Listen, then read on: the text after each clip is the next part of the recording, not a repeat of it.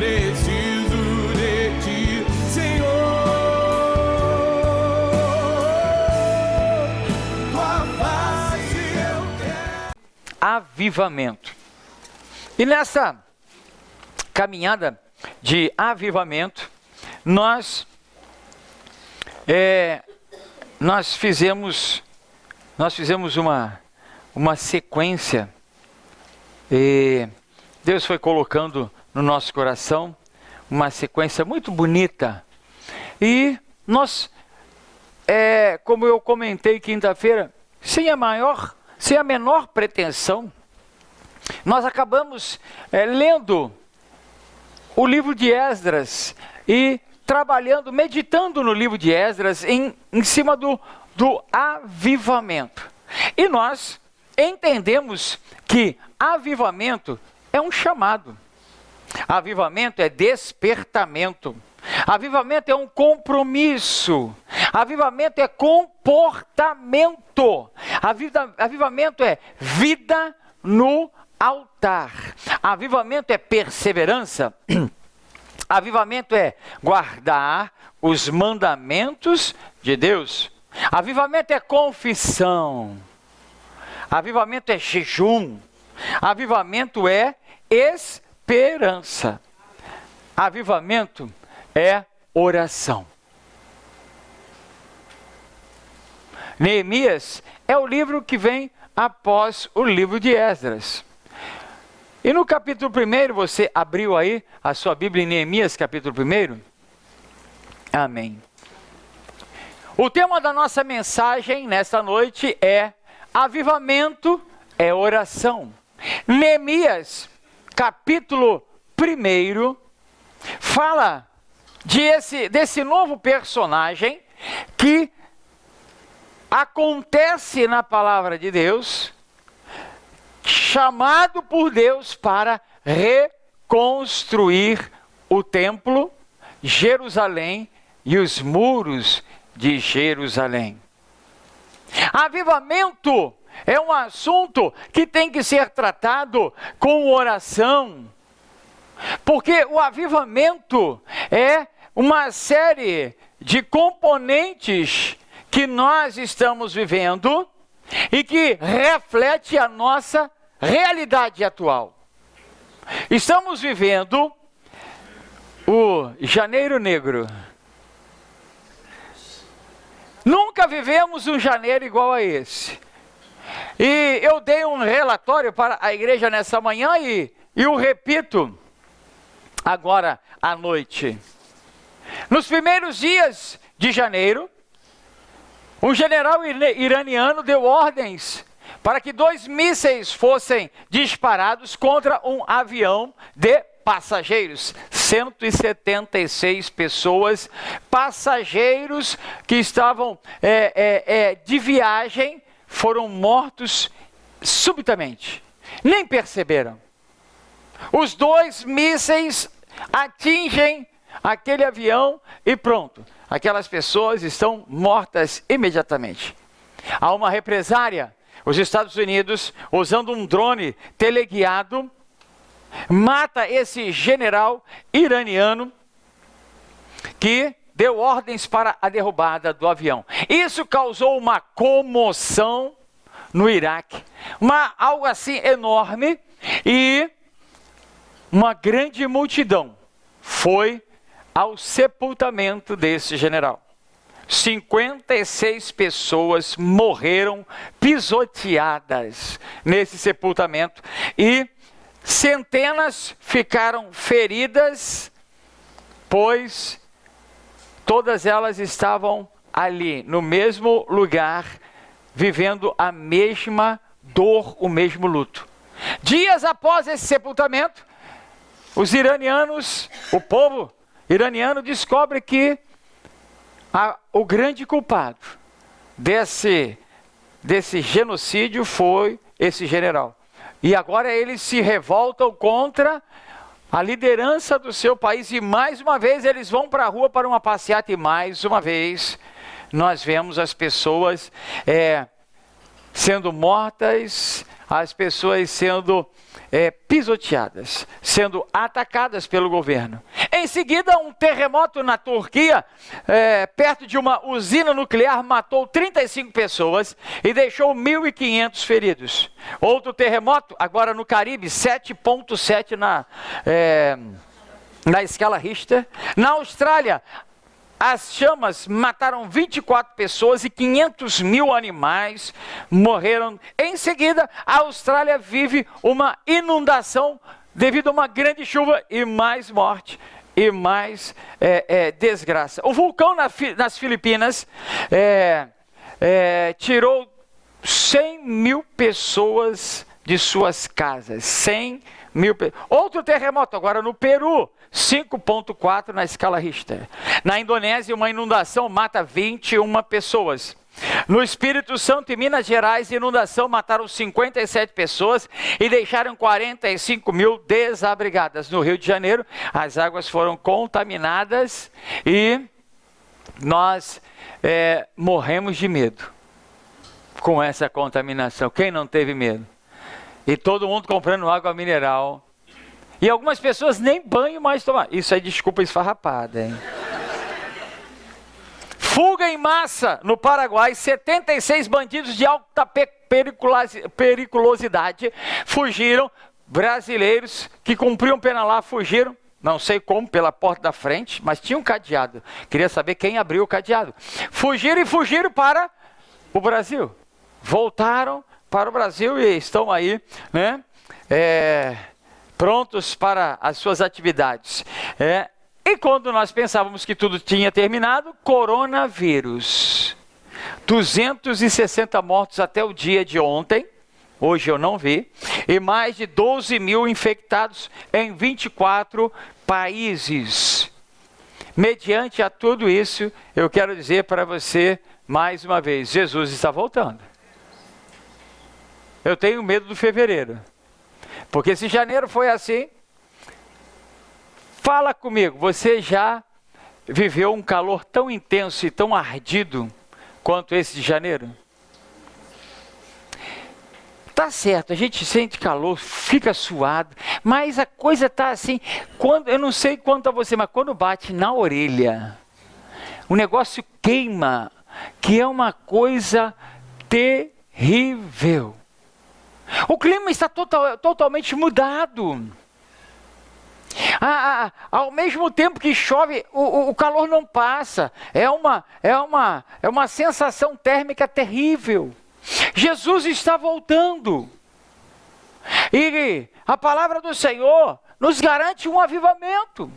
Jesus está voltando e a volta do Senhor não será nada branda. E aquele que não se avivar vai morrer. Vai morrer a morte eterna. Nós precisamos viver avivamento. Desperta tu que dormes, levanta-te de entre os mortos e Cristo te iluminará. É sair do estado de morte para um estado de vida. Avivamento. Neemias capítulo 1, verso 1 e diante. As palavras de Neemias, filho de Acalias, no mês de Quisleu, no ano 20º, estando eu na cidade de Suzã, veio Hanani, um de meus irmãos, com alguns de Judá. Então lhe perguntei pelos judeus que escaparam e que não foram levados para o exílio e acerca de Jerusalém.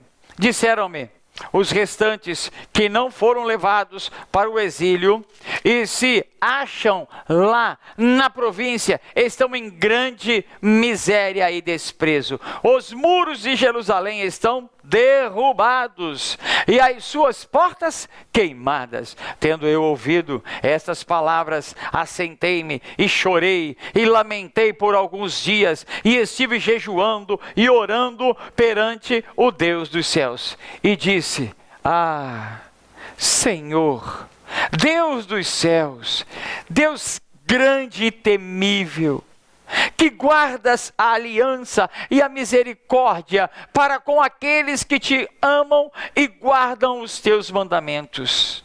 Estejam, pois, atentos os teus ouvidos e os teus olhos abertos para acudires à oração do teu servo, que hoje faço a tua presença dia e noite, pelos filhos de Israel, teus servos, e faço confissão pelos pecados dos filhos de Israel, os quais temos cometido contra ti, pois eu e a casa do meu pai temos pecado. Temos procedido de todo corruptamente contra ti. Não temos guardado os mandamentos, nem os estatutos, nem os juízos que ordenastes a Moisés, teu servo.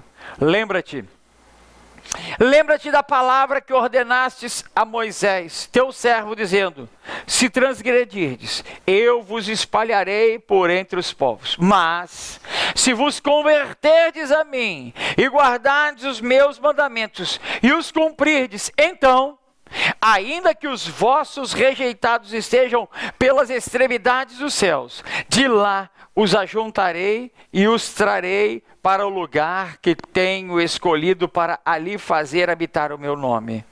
Estes ainda são teus servos, e o teu povo, que resgatastes com o teu grande poder e com a tua mão poderosa. Ah, Senhor, estejam, pois, atentos os teus ouvidos à oração do teu servo e à dos teus servos, que se agradam de temer o teu nome.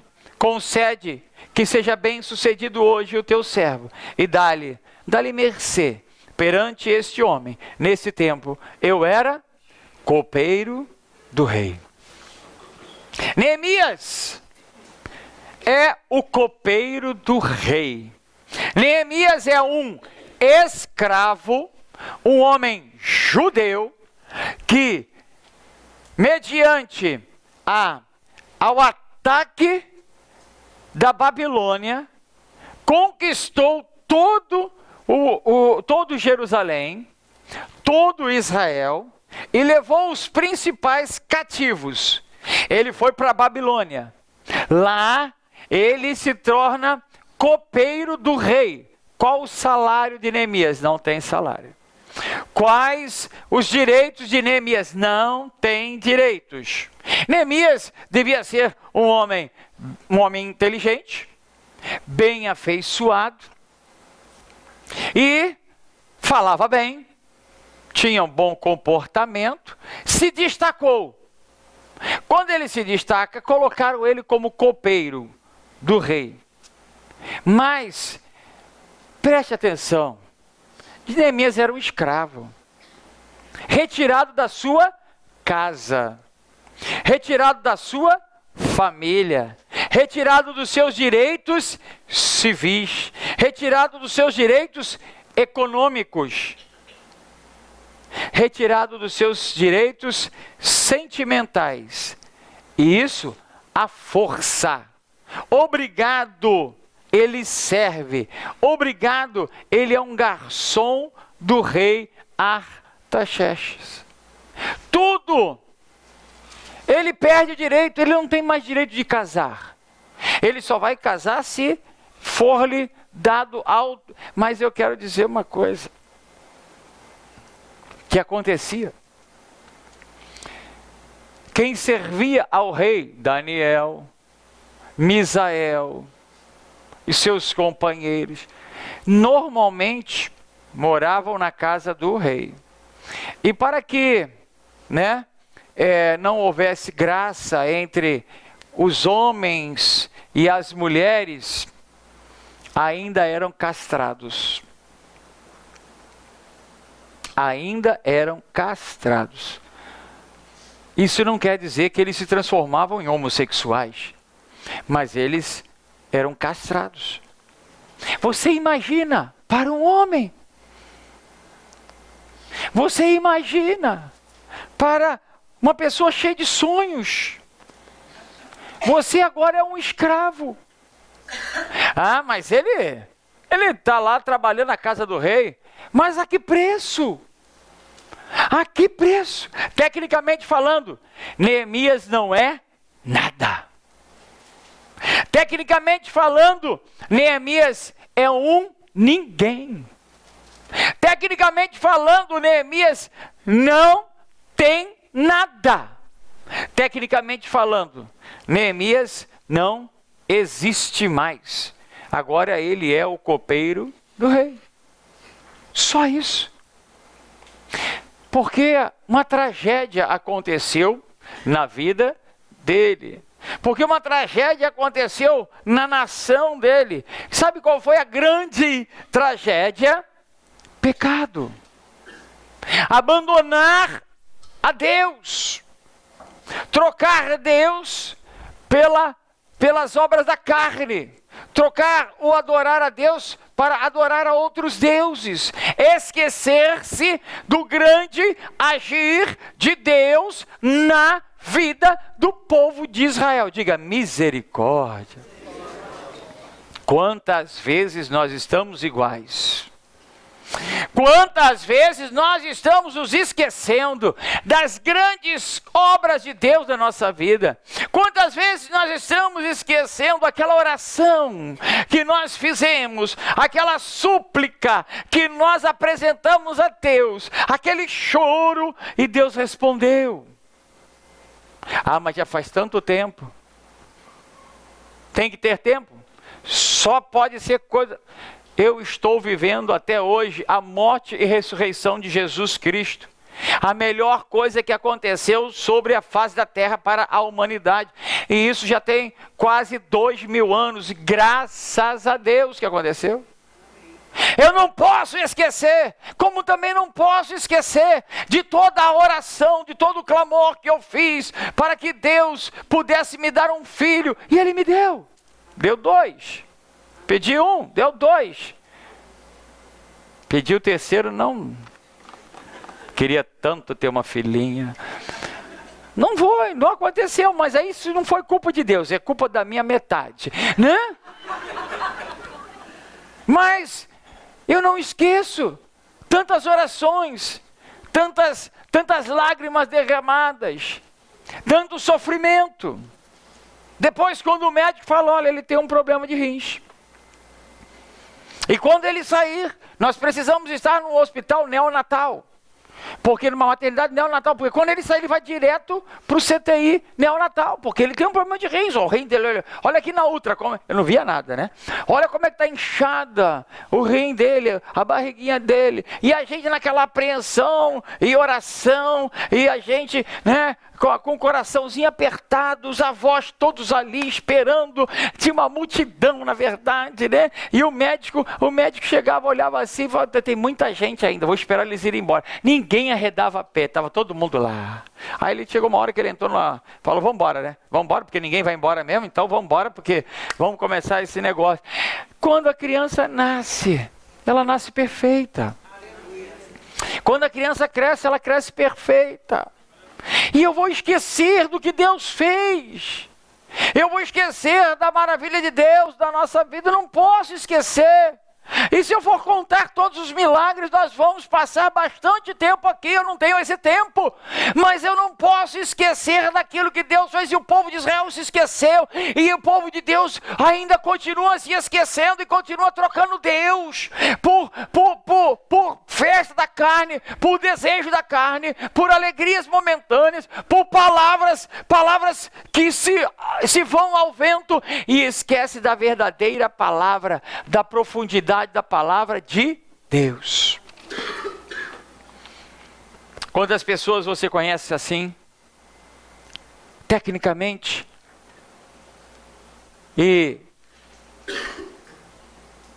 se esquecem do Senhor e abandonam? Neemias tinha tudo para se esquecer do Senhor. Neemias tinha tudo para abandonar. Tecnicamente falando, ele não era mais nada. Isso tudo por culpa dos outros.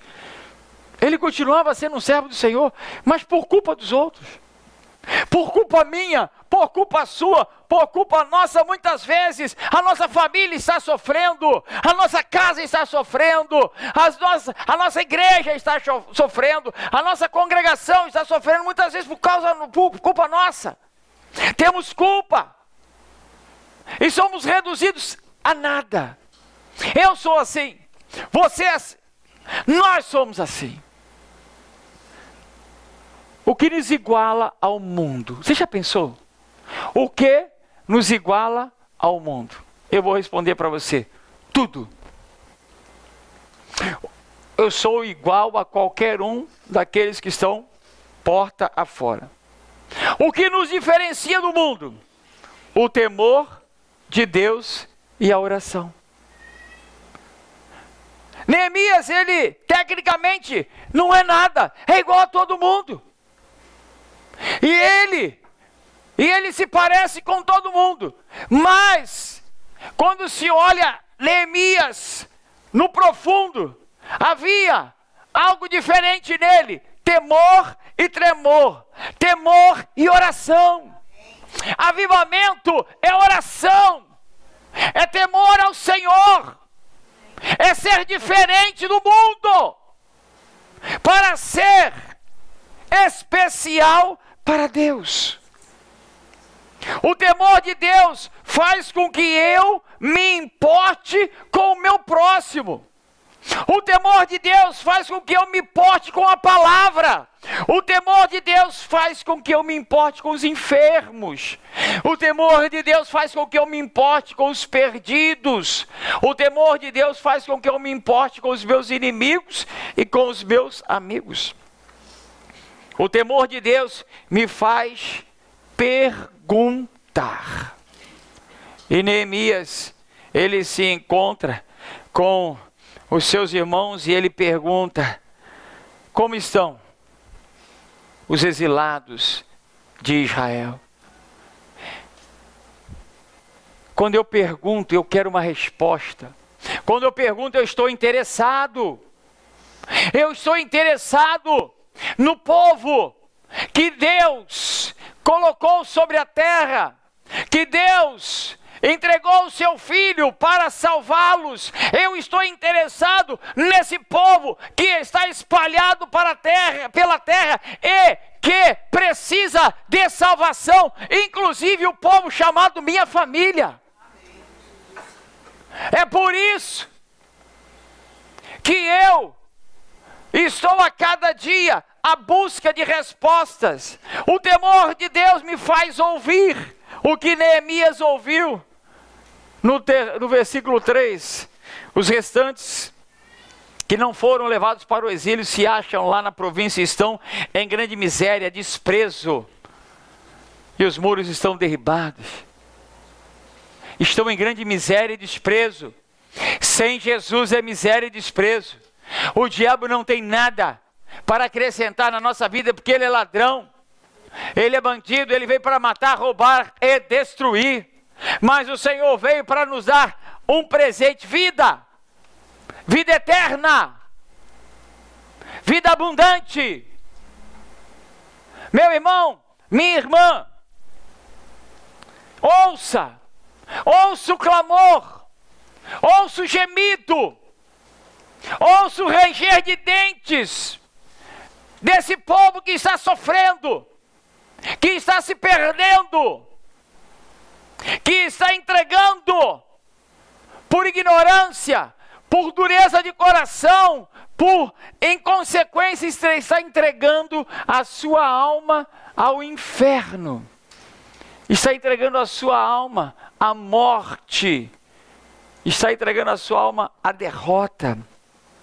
O temor de Deus me faz sentar e chorar. Tendo eu ouvido essas palavras, assentei-me e chorei, e lamentei por alguns dias. Sentimento! Homem e mulher de Deus tem que ter sentimento. Quando nós não temos sentimentos, quando não temos lágrimas nos olhos, somos um deserto. E deserto é lugar de morte. Deserto é lugar de sequidão. Deserto é lugar de destruição. Nós temos que ser um povo que tem rios de água viva, que sabe chorar, que sabe lamentar. Cada dia me entristeço e me surpreendo com a humanidade. Estava eu lá, caminhando lá no meus WhatsApp, e um ancião, um homem já idoso, sem a menor maldade, me manda a história de um cidadão. Jogador de futebol, não desses milionários, não deu certo. Eu acredito, eu não sei a história dele. Não deu certo alguma coisa, não deu certo. A carreira não deu certo, a família, sei lá o quê. E ele me manda o vídeo. E o rapaz está no shopping, no segundo andar do shopping. Ali, andando, todo mundo andando, de repente surge aquele rapaz correndo e ele faz assim. E pula do segundo andar como quem vai voar. Para que eu quero ver isso? E aí uma pessoa, porque agora é assim, né? A pessoa pega o seu celular e imediatamente, pum, vídeo. E a pessoa vai e filma ele lá embaixo. As duas pernas quebradas, os dois braços esfacelados e ele morto. E posta na rede social. Será que essa pessoa chorou? Ou ela falou, caraca aí, estava no lugar certo, na hora certa aí. Vou bombar na rede social. Nem te conto aí. Filmei. Mortinho. Acabou a lágrima. Acabou o sentimento. Quantas vezes eu vi criança na nossa igreja, até alguns já são velhos agora, né? Já deixaram de ser criança na nossa igreja mostrando o vídeo. Olha aqui, pastor, o que aconteceu ali, aqui, acolá. Olha, arrebentaram a cabeça do fulano, explodiram o ciclano, e há sangue para todo lado, ninguém mais chora. Já foi tarde. Menos um. Querido, eu fico pensando, a mãe desse rapaz, quando ela abre o celular dela e vê o filho sair correndo, a esposa. Aí, o irmão, a irmã, que dor que deve ser.